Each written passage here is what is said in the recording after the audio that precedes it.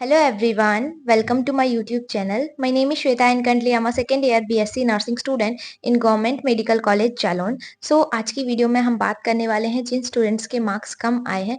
Marks कम कहने का मतलब आपके मार्क्स जो हैं वो 50, 60, 70 की रेंज में है, जिस वजह से आपको कोई भी गवर्नमेंट कॉलेज नहीं मिल रहा है एंड प्राइवेट कॉलेज भी जो अच्छे कॉलेज होंगे वो आपको नहीं मिल पा रहे होंगे.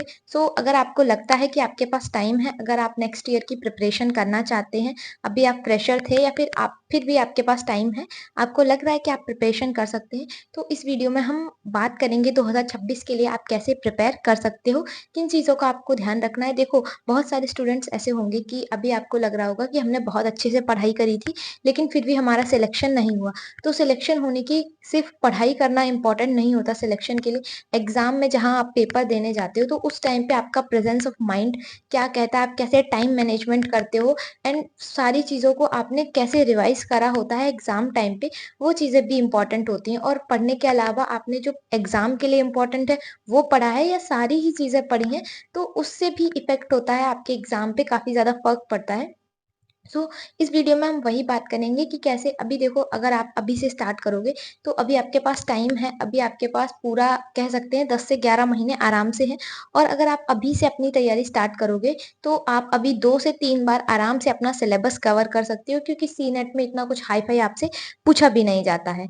उसी पे हम बात करेंगे कि आप कैसे अभी से स्टार्ट कर सकते हो अपनी प्रिपरेशन, किन चीज़ों को आपको ध्यान में रखना है और कौन सी गलतियां आपको इस बार नहीं करनी. ठीक है, let's start the video.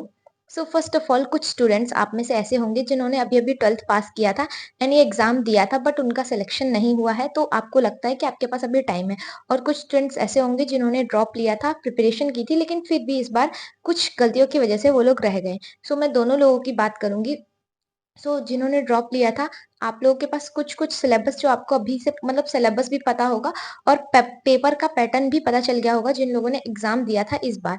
Paper का पैटर्न आपका ज़्यादा टफ क्वेश्चंस नहीं पूछे जाते हैं, मतलब कहने का मतलब हार्ड पेपर नहीं आता है. पेपर आता है आपका बेसिक टू मॉडरेट या फिर इजी टू मॉडरेट आप कह सकते हो, जिसमें आपके बेसिक क्वेश्चंस रहते हैं और कुछ थोड़े आपके मॉडरेट टाइप के क्वेश्चन रहते हैं.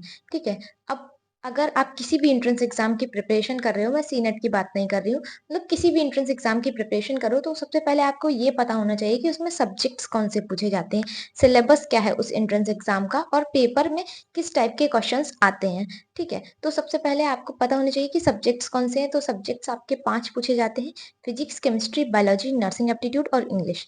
ठीक है. उसके बाद सिलेबस की बात करी जाए तो सिलेबस आता है आपका इंटरमीडिएट लेवल का. इंटरमीडिएट का मतलब होता है आपका 11th प्लस 12th दोनों. इंटरमीडिएट का मतलब ये नहीं है कि केवल 12th. इंटरमीडिएट का मतलब है आपका 11th प्लस 12th दोनों. ठीक है. 11th और 12th का आपका physics, chemistry, biology, nursing aptitude और इंग्लिश, ये 5 सब्जेक्ट आपसे पूछे जाते हैं. अब पेपर के पैटर्न की बात करें तो पेपर आपका हिंदी और इंग्लिश दोनों लैंग्वेज में आता है और अभी तक उसमें कोई निगेटिव मार्किंग नहीं थी. ठीक है, इस ईयर तक. पर मुझे ऐसा लगता है कि हो सकता है नेक्स्ट ईयर वो निगेटिव मार्किंग भी कर दें या फिर कुछ तो चेंज करेंगे, क्योंकि इस बार जो कट ऑफ गई है 115, 110, 107, उसके अकॉर्डिंग नेक्स्ट ईयर तो और ज्यादा हो जाएगा. या तो फिर वो कुछ तो चेंज करेंगे पेपर में भी निगेटिव मार्किंग आ जाए, क्योंकि जिस टाइप से अभी मार्क्स आए हैं स्टूडेंट्स के, आप लोगों को पता है 70-80 मार्क्स पे कोई कॉलेज नहीं मिल रहा है, जबकि 120 में से 70-80 मार्क्स कुछ कम नहीं है. ठीक है. अभी आप अच्छे से प्रिपरेशन करो. ठीक है. हो सकता है कि नेक्स्ट ईयर कुछ चेंजेस हो जाएं, बट अभी जो है वो मैं बता रही हूँ आपको. ठीक है. कोई निगेटिव मार्किंग नहीं थी इस बार. और दूसरी चीज, पेपर आपका मैंने पहले ही बताया आपको इजी टू मॉडरेट आता है, बहुत ज्यादा हार्ड क्वेश्चन आपसे नहीं पूछे जाते हैं. अब आपको पढ़ना कैसे है, जो 11th 12th का है वही पढ़ना है, और बेसिक टू मॉडरेट पढ़ना है, बहुत ज्यादा आपको डीप में एकदम घुस के नहीं पढ़ना है. सबसे पहली चीज, आपको अपने बेसिक्स क्लियर करने हैं. बेसिक्स का मतलब आपका जो फिजिक्स, केमिस्ट्री है, बायोलॉजी है. बायोलॉजी का तो कुछ ऐसा खास बेसिक्स है नहीं, बट फिजिक्स, केमिस्ट्री जो है उसमें आपको बेसिक्स पढ़ने की जरूरत है, क्योंकि आपको जब बेसिक्स ही नहीं आएगा तो आपको जो सिंपल क्वेश्चन होंगे वो भी समझ में नहीं आएँगे, ठीक है? तो अभी तो बहुत अच्छे से टाइम है, 1-2 महीने भले ही लगें आपको बेसिक्स क्लियर करने में, पर उनको अच्छे से क्लियर करो ताकि हर बार आपका ये डाउट ना रहे, किसी एक सिंपल सी न्यूमेरिकल में आप ना फँसो, ठीक है? तो आपको 11th-12th में कैसे पढ़ना है मैं बता दे रही हूँ आपको। 11th-12th में सबसे पहले आप स्टार्ट करो, चाहे वो फिजिक्स हो या केमिस्ट्री हो, दोनों को 11th से स्टार्ट करो, क्योंकि जो 11th है उसमें मोस्ट ऑफ द बेसिक्स आपके हैं, 12th के भी बेसिक्स हैं। कुछ चैप्टर्स ऐसे हैं जो अगर आप 11th के नहीं पढ़ोगे तो आपको 12th का भी समझ में नहीं आएगा, ठीक है? और दूसरी चीज़ एनसीईआरटी को ही फॉलो करना है, और एनसीईआरटी में देख लेना आप कुछ टॉपिक्स हट गए हैं, कुछ टॉपिक्स नए ऐड हुए हैं, तो वो चीज़ आप चेक कर लेना एक बार एनसीईआरटी में। और अभी देखो, अभी स्टार्टिंग से ही आप ये मत सोचना कि मैं बस इंपॉर्टेंट टॉपिक्स और इंपॉर्टेंट चैप्टर पढ़ूंगा। अभी टाइम है तो अभी आप अच्छे से सारी चीजें कवर कर लो, फिर जब आपको लगेगा कि आपका सिलेबस जो है एक बार कंप्लीट हो चुका है, तब आप इंपॉर्टेंट टॉपिक्स की तरफ जाना। अभी आपके पास अच्छे से टाइम है, तो अभी आप सारी चीजों को कवर करने की कोशिश करो, ठीक है?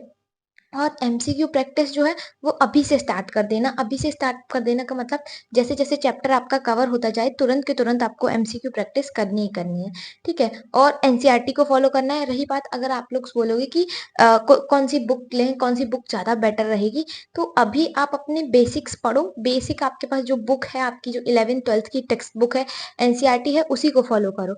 जो भी आपके, अगर आपको लगता है कि मुझे मतलब प्रिपरेशन करने के लिए कोई एडवांस बुक चाहिए, तो उसके लिए आप अभी मत भागो। अगर आपको अभी इस टाइम पे कुछ परचेज करना है, तो अभी आप बैच परचेज कर सकते हो। अगर आपको लगता है कि आपको एक गाइडेंस चाहिए पढ़ने के लिए, टाइम टू टाइम सारी चीजें चाहिए, तो आप उसके लिए अभी बैच परचेज कर सकते हो, अगर आप बैच परचेज करना चाहते हो, क्योंकि अभी आपके पास टाइम है और अभी बैचेस नए नए स्टार्ट होंगे, तो इस वजह से आप अभी सिलेबस भी कवर कर पाओगे बैच के साथ। और वहीं जब आपके 4 से 5 महीने बचते हैं, 3 महीने बचते हैं, तो उस टाइम पे आप बुक परचेज कर सकते हो, और उस टाइम पे बैच मत खरीदना, क्योंकि सिलेबस आपका बहुत आगे जा चुका होता है। फिर आपका बैच परचेज करते हो, उसमें भी बैकलॉग हो जाता है, तो वो उस टाइम पे मत करना। अगर आपको कुछ चाहिए, खरीदना है, तो आप इस टाइम पे बैच खरीद सकते हो।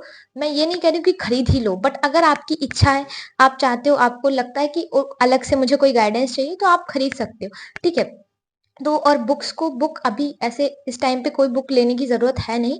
अभी आप पहले बेसिक्स क्लियर करो, अपना जो बेसिक एनसीईआरटी वगैरह है, जो भी टेक्स्ट बुक है आपके पास, उसको पढ़ो, ठीक है?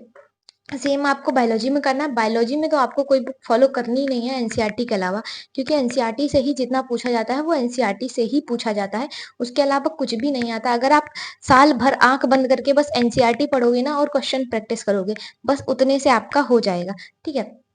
और अब मैं बात कर रही हूँ आपकी इंग्लिश की और नर्सिंग एप्टीट्यूड की। तो इंग्लिश में आपका 11th-12th का जो ग्रामर रहता है वो पूछा जाता है, और वोकेबुलरी पोर्शन।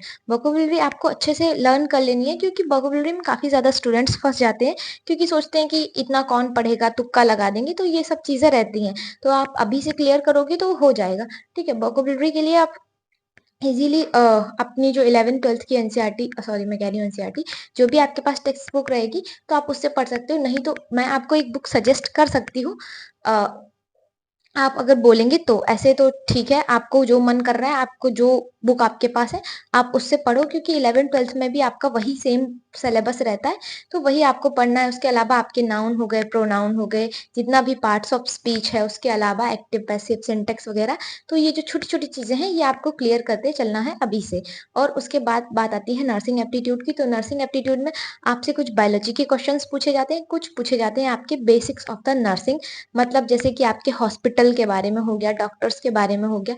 कोई एक स्पेसिफिक डिसीज दे देंगे, तो उसमें पूछेंगे कि कौन सी वैक्सीन लगती है, ये वैक्सीन किस टाइप की है, लाइव है, किल्ड है, तो इस टाइप के क्वेश्चन आपसे पूछे जाते हैं, ठीक है? आई होप आपको इतना क्लियर हो गया होगा। तो अभी आप इतना ही करो। बाकी अगर आपको लग रहा है कि कोई और चीज आपको जो नहीं समझ में आई है, या मैंने इस वीडियो में नहीं बताई है, तो आप लोग कमेंट में पूछ सकते हैं। और अगर आपको सिलेबस नहीं पता है, तो सिलेबस आप चेक कर सकते हैं, चैनल पे भी अपलोड है। और या तो आप एनसीईआरटी, जो लेटेस्ट एनसीईआरटी है, उसको डाउनलोड कर सकते हैं, उससे देख सकते हैं, तो उसमें आपको मिल जाएंगे कौन से टॉपिक हटे हुए हैं, कौन से टॉपिक ऐड हुए हैं, तो वो सारी चीजें आपको पता चल जाएंगी। बाकी आपको इसके अलावा कोई भी डाउट है और आपको लग रहा है कि इस वीडियो से आपका क्लियर नहीं हुआ है, तो आप लोग नीचे कमेंट बॉक्स में मेंशन कर देना, मैं उसको रिप्लाई कर दूंगी, ठीक है? सो आज की वीडियो के लिए इतना ही है। आई होप आपको ये वीडियो समझ में आई होगी। बाकी मिलते हैं नेक्स्ट वीडियो में। Bye bye.